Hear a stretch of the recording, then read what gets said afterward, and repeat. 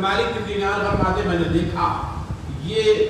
سخت ہیبت ناک صورتحال جب میں نے دیکھی تو مجھے ڈر محسوس ہوا اور میں بھاگنے لگا. یہ بھاگ رہے ہیں اور پیچھے سے سانپ دوڑا رہا ہے، سخت کالا سیاہ سانپ کا. وہ دوڑے جا رہے ہیں. آگے ایک بزرگ ملے جو نورانی شکل اور سفید تھے، سفید لباس میں ملبوس، گورے نارے. ان سے کہا کہ آپ بچائیے مجھے، یہ کالا سانپ دوڑا رہا. تو وہ جو سفید کپڑے میں ملبوس گورے نارے آدمی تھے انہوں نے کہا کہ میں بہت کمزور ہوں، میں ضعیف ہوں، میں کمزور ہوں، تو میں تو نہیں بچا سکتا تمہیں، لیکن تم ایسا کرو کہ تم آگے بڑھو، تم جوان ہو، تم آگے بڑھو، شاید تمہارے لیے کوئی راہ نکل جائے. وہ آگے بڑھے. آگے بڑھ کے جب گئے ٹیلے پہ چڑھے تو دیکھا کہ سامنے میں جہنم ہے، جہنم کے طبقات ہے، آگ دھڑک رہی ہے اور جہنم کا جو خطرناک خوفناک منظر ہے وہ ان کے سامنے نظر آ رہا تھا. وہ دیکھ کے ہیبت میں آ گیا اور دل میں خوف سما گیا. لگتا ہے کہ میں جہنم میں گر جاؤں گا، جہنم میں چلا جاؤں گا. پیچھے سے وہ دوڑا رہا، ٹیلے پہ چڑھ گئے. ایک غیب سے آواز آتی ہے کہ دور ہٹو، تم جہنمی نہیں ہو. یہ اللہ کی توفیق ہوتی ہے. آواز آتی تم جہنمی نہیں ہو، پیچھے ہٹو. حضرت مالک بن دینار فرماتے ہیں کہ یہ جب آواز سنی میں نے تو میرے دل میں سکون سا آیا کہ چلو میں جہنمی تو کم سے کم نہیں. لیکن وہ خوف کے مرحلوں سے اور دل میں جو مختلف منازل گزر رہے ہیں اور مختلف مرحلوں سے دل گزر رہا ہے، وہ اللہ تبارک و تعالیٰ کی طرف سے یہ توفیق تھی کہ ان کے دل کو دکھایا جانا، دیکھو کہ تم ان مرحلوں سے اگر یہ تم نے اپنے حالت نہیں بدلی تو ان مرحلوں سے گزر جاؤ.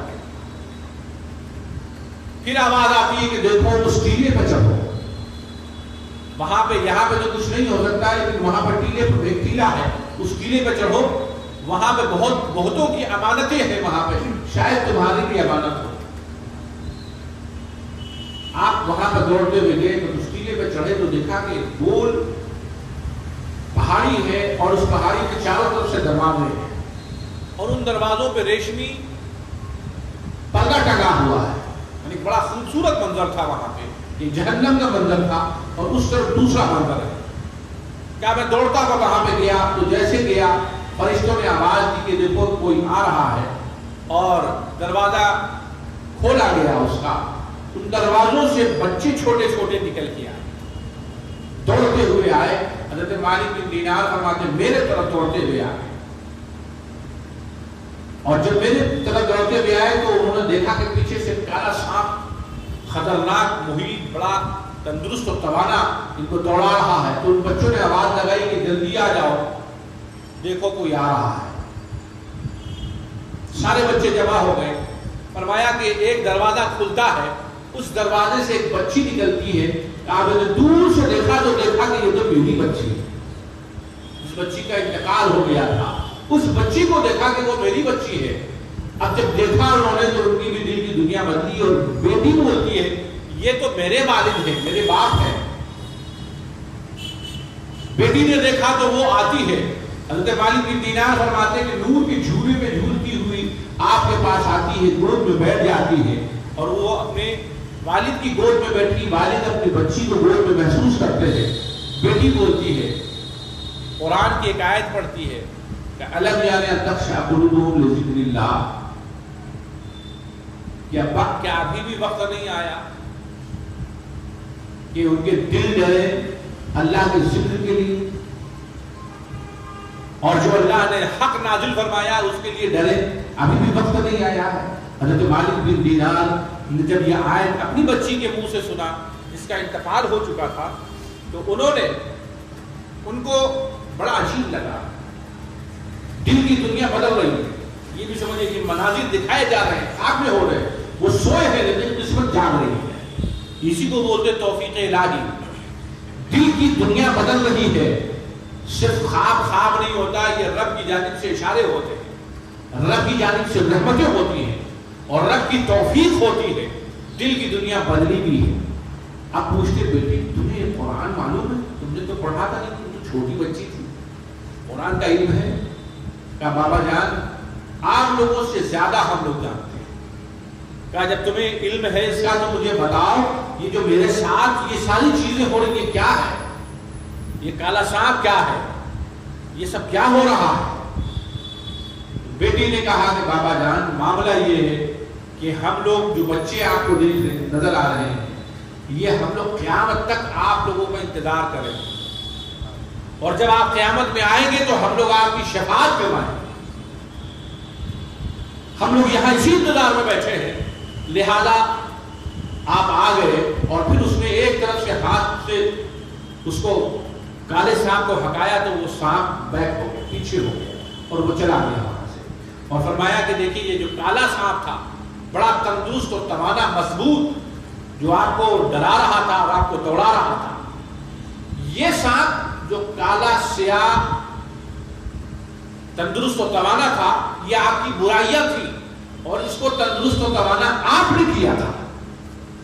آپ برائیاں کرتے تھے، پھر برائیاں کرتے تھے، پھر برائیاں کرتے تھے، تو جتنا اور طاقتور سے طاقتور ہوتا چلا گیا۔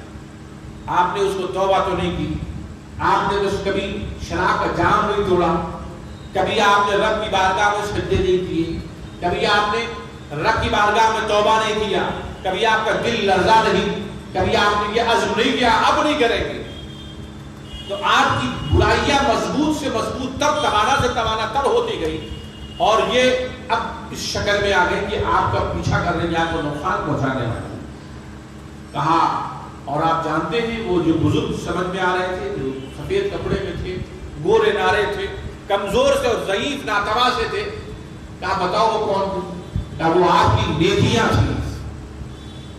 جن کو آپ نے کمزور کیا ہے، اور اتنا کمزور کر دیا کہ وہ آپ کی برائیوں سے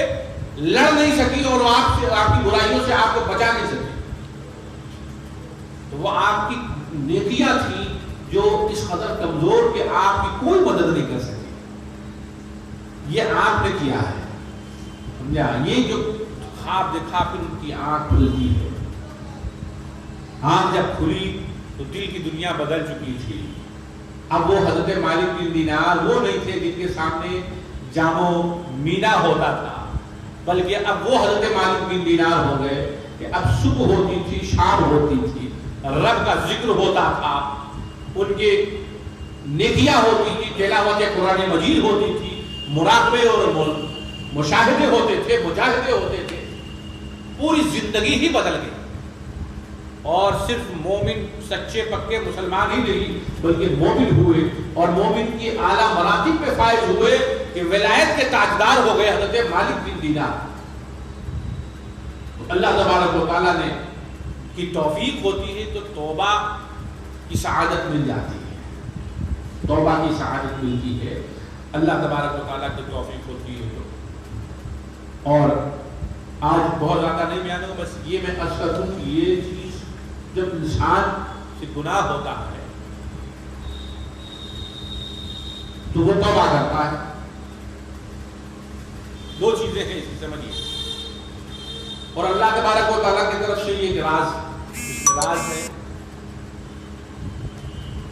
توبہ جب کیا، جب گناہ کسی کا صدور ہو گیا بری بات، توبہ کر لی تو اچھی بات۔ توبہ التائب من الذنب کمن لا ذنب لہ، جس نے توبہ کر لی تو اس کی توبہ، جب توبہ کر لی اس نے تو سرکار فرماتے وہ ایسا ہو جاتا ہے توبہ کرنے والا گویا اس کی توبہ ہے ہی نہیں، جیسے گویا اس نے گناہ نہیں کیا، کمن لا ذنب لہ، اس نے گناہ نہیں ہے، یعنی اللہ تعالیٰ سے گناہ کو چھوڑ دیتا ہے، صاف کر دیتا ہے، گویا گناہ اس نے کیا ہی نہیں۔ دوسری طرف کسی نے نیکیاں کی خوب، ایک اور چیز اس کے بغل میں پیدا ہوتی ہے، وہ ہے عجب، کبر، ریا۔ اس کے دل میں ہوتا ہے بڑا نمازی ہوں، اس چیز کو محسوس کرنے کی بات۔ تو یہ دو چیز کا فرق صرف سمجھ لیجیے آج، پھر انشاءاللہ اگلی مجلس میں گفتگو ہوگی۔ نیکی جب کرتا ہے انسان اور نیکیاں زیادہ ہوتی ہیں پیدا کرنے تو اس کے بغل میں یہ خدشہ رہتا ہے۔ اب جس کو اللہ تبارک و تعالیٰ اس سے بچا دے کہ اندر سے یہ احساس ہوتا ہے میں بڑا اچھا ہوں، عجب پیدا ہوتا ہے، کبر پیدا ہوتا ہے، یعنی اس کے اندر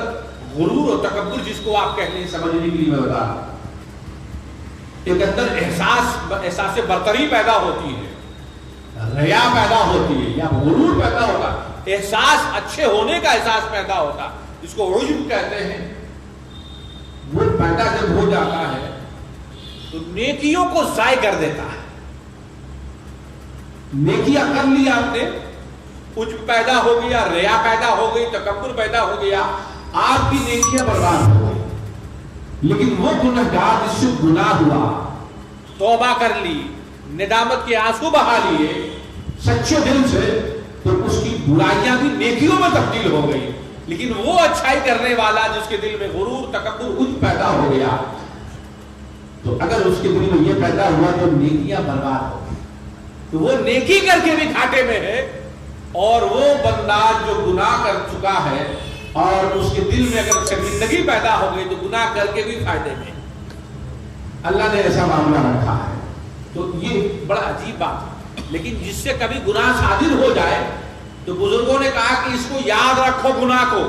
جب یاد رکھو گے تو دل میں کبھی غرور پیدا نہیں ہوگا۔ لیکن حضرت جنید بغدادی اور جب ایک جماعت نے یہ کہا کہ جب اس سے گناہ صادر ہو جائے تو اس کو توبہ کر لے، جب توبہ کر لے تو بھول جائے، کیونکہ ایک تو جفا اور اس پہ سے یاد جفا، ایک تو تم نے جفا کر دی ہے اور اس پر سے اس کی یاد میں لگے ہو، یہ اور وقت کی بربادی، کچھ وقت تو تم نے جفا میں برباد کر دیا اور کچھ یاد جفا میں برباد کر دیا، یہ اچھا نہیں ہے۔ تو جب وفا ہوتی ہے تو جفا نہیں یاد کیا جاتا ہے۔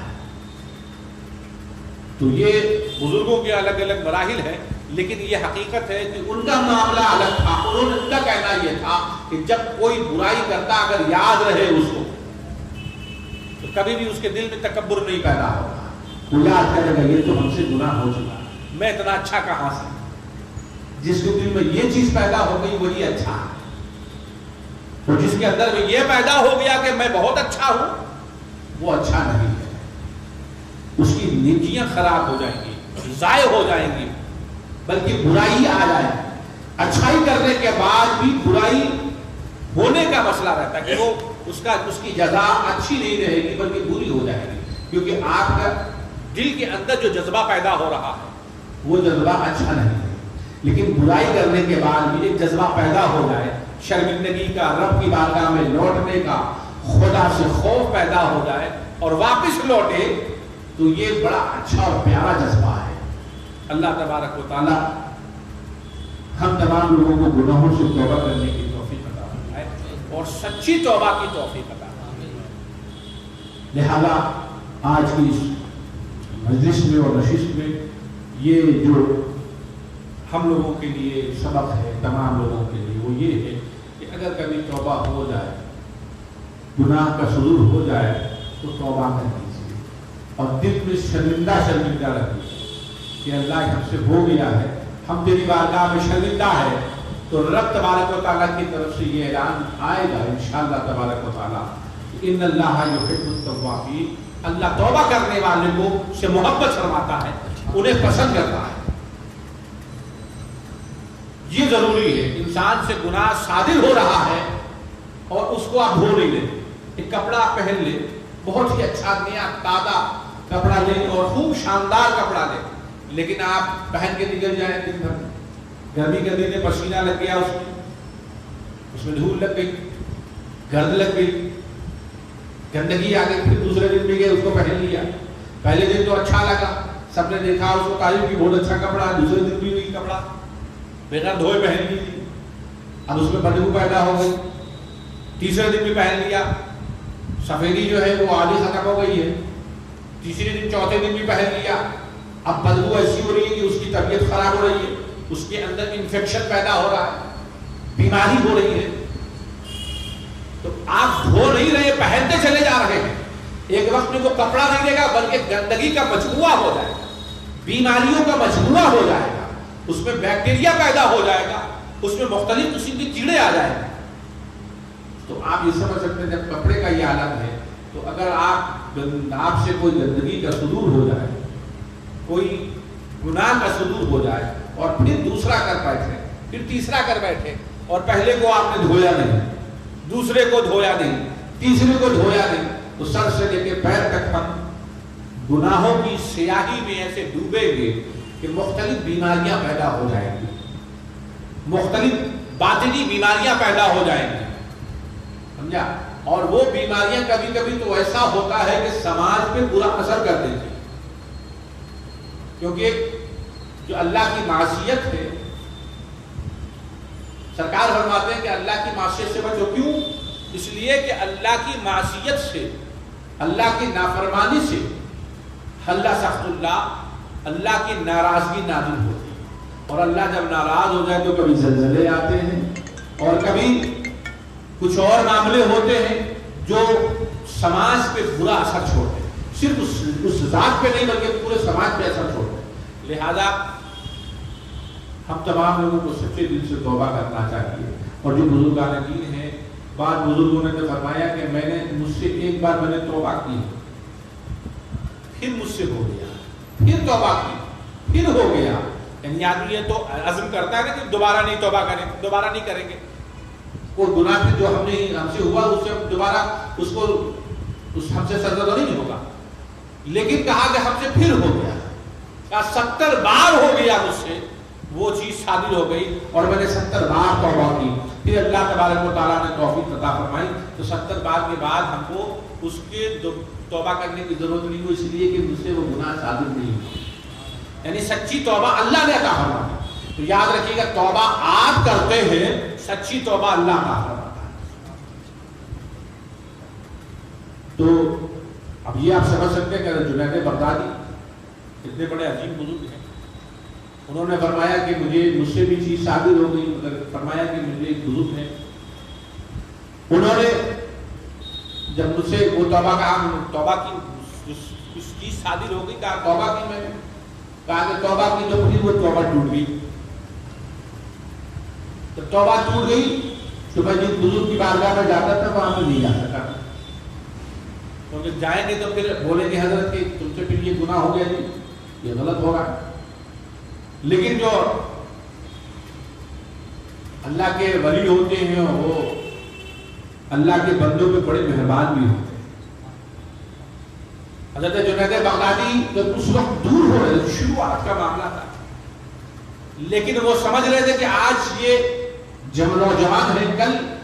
ولایت کے تاجدار ہونے والے ہیں، سید الطائفہ ہونے والے، ان کی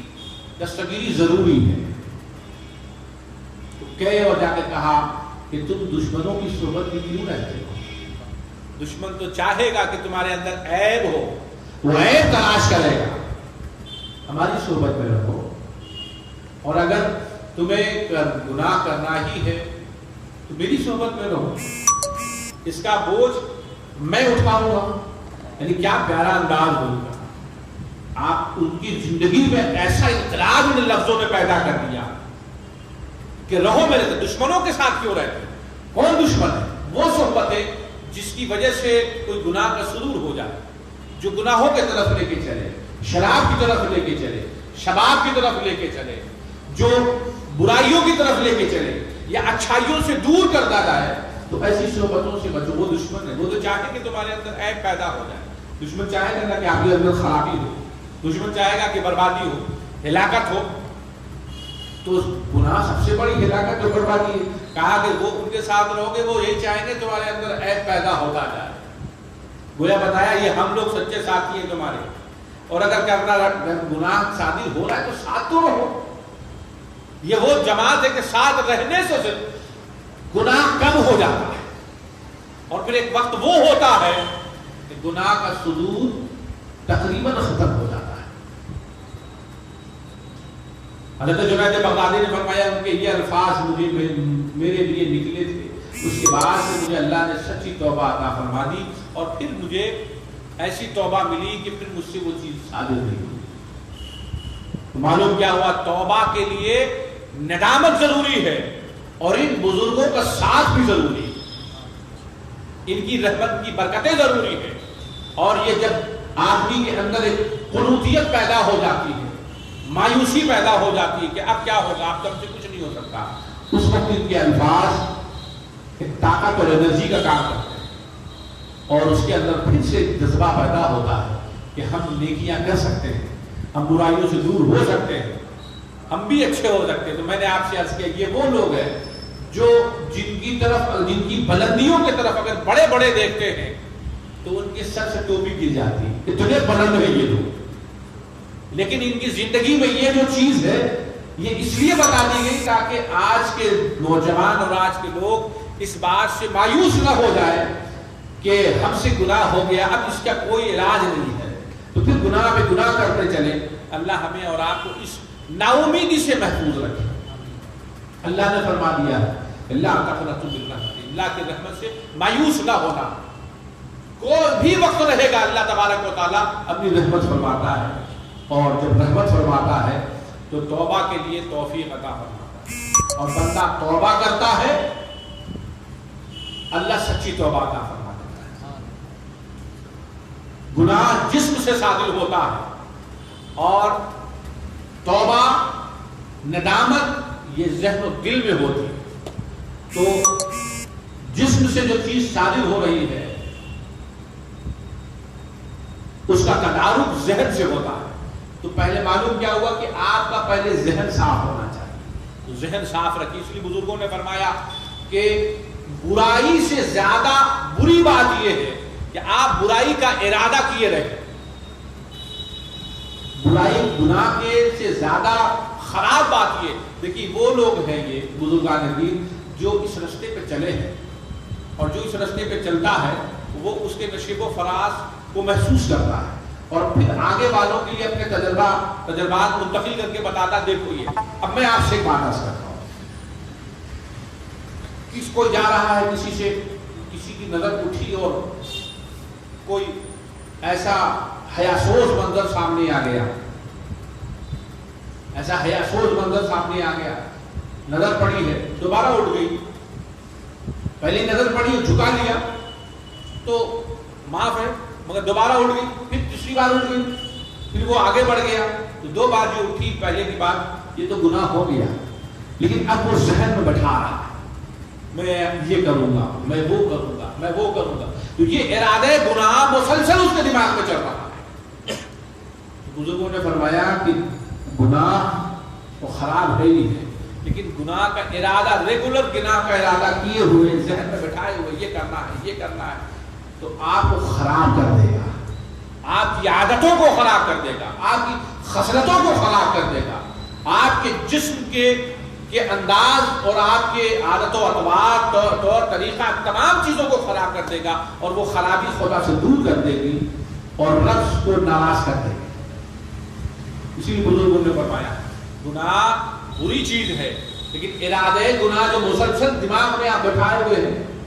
یہ کریں گے وہ کریں گے وہ کریں گے، آپ اسی میں مگن ہیں، تو یہ اور بری بات ہے۔ تو ارادہ گناہ کو دور کیجیے، گناہ صادر ہو جانا یہ بندے سے ہوتا ہے، یہ ہو گیا صادر، لیکن پھر اسی میں دماغ لگا ہوا ہے تو دماغ میں ہی شرمندگی آئے گی، اگر دل و دماغ میں تو ذہن صاف ہوگا، اور اگر دل و دماغ میں شرمندگی نہیں آئے گی کہ اللہ یہ شرمندہ ہے، جی شرمندگی نہیں آئی تو سمجھ لیجئے کہ یہ توفیق اللہ کی طرف سے نازل نہیں ہوئی، یہ اللہ کی رب کی خاص جو اللہ کی خاص رحمت ہے وہ نازل ہوتی ہے، تو ذہن قلب و ذہن کی پاکیزگی نازل ہوتی ہے، پاک ہوتا ہے ذہن، اس لیے پہلے تو ذہن کو پاک کرنا ضروری ہے۔ ذہن میں ارادہ اگر آ گیا اس کو جانے دیجیے، آگے بڑھا دیجیے، اس کو ٹھہرائیے مت۔ بری باتیں آتی ہیں، بہت بری آتی ہیں، سرکار کی بارگاہ میں صحابی رسول آئے، کہا یا رسول اللہ ذہن میں تو ایسے برے خیالات آتے ہیں، یہ روزمرہ کی باتیں میں ہوتی ہیں، یہ آپ کے پاس بھی ہوتی ہیں، تو ایسے برے خیالات آتے ہیں اچھی جگہوں میں اور اچھے لوگوں کے لیے ایسے برے خیالات آتے ہیں، سرکار سے فرمانے کو عرض کر رہے یا رسول اللہ ایسے برے خیالات آتے ہیں کہ میں وہ بولنے سے اچھا سمجھتا ہوں کہ میری زبان کالی کوئلہ ہو جائے چل کر، اتنے برے خیالات آتے ہیں۔ تو یہ ان کے ایمان نے یہ بتایا کہ یہ بڑی بری بات ہے، مگر سرکار دو جہاں صلی اللہ علیہ وسلم نے بڑے پیار سے سمجھایا، دیکھو ذاک صریح ایمان، یہ تو کھلا ہوا ایمان ہے،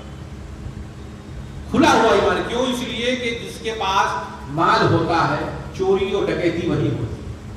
تو شیطان وہی پہ ڈاکہ ڈال رہا ہے جس کے دل میں ایمان وہ برا سمجھ رہا ہے، یا اللہ اتنی بری بات میرے ذہن میں کہاں سے آ گئی، تو اس کے ذہن کی چیز نہیں ہے، وہ شیطان ڈال رہا ہے، تو ڈال دے تو اس کو بھی آپ بڑھا لیجیے۔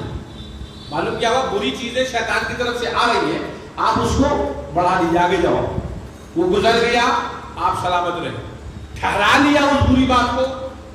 تو آپ گناہ میں نہیں بلکہ گناہ سے بڑی چیزوں میں ملوث ہو جائے گا، آپ کا پورا وجود خراب ہو جائے گا، پورا انداز، پورا طور طریقہ خراب ہو جائے گا۔ اسی لیے ذہن کو پاکیزہ رکھیں اور توبہ کرتے رہیں، شرمندہ رہیں، اور توبہ کے لیے سرکار نے ارشاد فرمایا جب دعا مانگنا تو تب تو رو، آنسو نکل جائے تو اچھا رہے گا۔ فرمایا لم تکو، اگر تم نہیں رو گی، ایسا نہیں ہو رہا کہ تم سے رونا آ رہا نہیں آ رہا ہے، فتباکو، تو رونے جیسی صورت بناؤ، رونے جیسی صورت بناؤ، یعنی اللہ تبارک و تعالیٰ کی بارگاہ میں یہ لگے کہ ہاں شرمندہ ہے، اللہ کی بارگاہ میں لگے کہ ہاں یہ بندہ میری بارگاہ میں لوٹنا چاہ رہا، اس سے غلطی ہو گئی، اس کا صدور ہو گیا، اب یہ لوٹنا چاہ رہا، کہ شرمندہ ہے۔ تو یہ وہ چیز میں نے آپ کے سامنے رکھی آج کی اس مجلس میں جو ہماری روزمرہ کی زندگی میں ہوتی ہے، اور ہم لوگ اس کو اگنور کر کے آگے بڑھ جاتے، اس کو اگنور مت کیجیے، بلکہ جو گندگی بدن پہ لگتی، روزانہ دھوتا ہے، روزانہ نہاتا ہے، روزانہ وضو کرتا ہے، روزانہ جو گندگی اس سے ہوتی ہے پھر اس کو صاف کرتا ہے، آنکھ ناک منہ صاف کرتا ہے،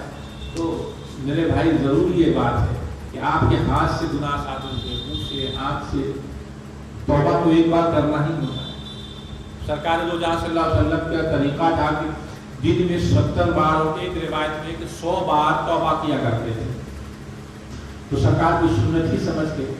دل سے ایک بار تو توبہ کرنی تھی، اللہ جو بھی ہوا ہے ہم اس کے لیے توبہ کرتے ہیں، ہم جس سے معافی مانگتے ہیں، اللہ معاف فرما دے جو بھی ہم سے گناہ ہوئے ہیں، اور آئندہ ہم عہد کرتے ہیں کہ اب نہیں کریں، یہ جو ہوا وہ غلط ہوا، اب نہیں کریں، ندامت جو کیا اس کی غلطی کا احساس، اور پھر نہیں کرنے کا عزم ہونا چاہیے۔ اللہ تبارک و تعالیٰ کی توفیق پھر آتی ہے، بندہ کوشش کرتا ہے وہی توفیق آتی ہے، بندے کی طرف سے کوشش ہوتی ہے اور اللہ کی طرف سے اس کا پورا کرنا ہوتا ہے۔ تو آپ توبہ کریں، اور سچی توبہ اللہ تبارک و تعالیٰ انشاءاللہ تبارک و تعالیٰ عطا فرمائے گا۔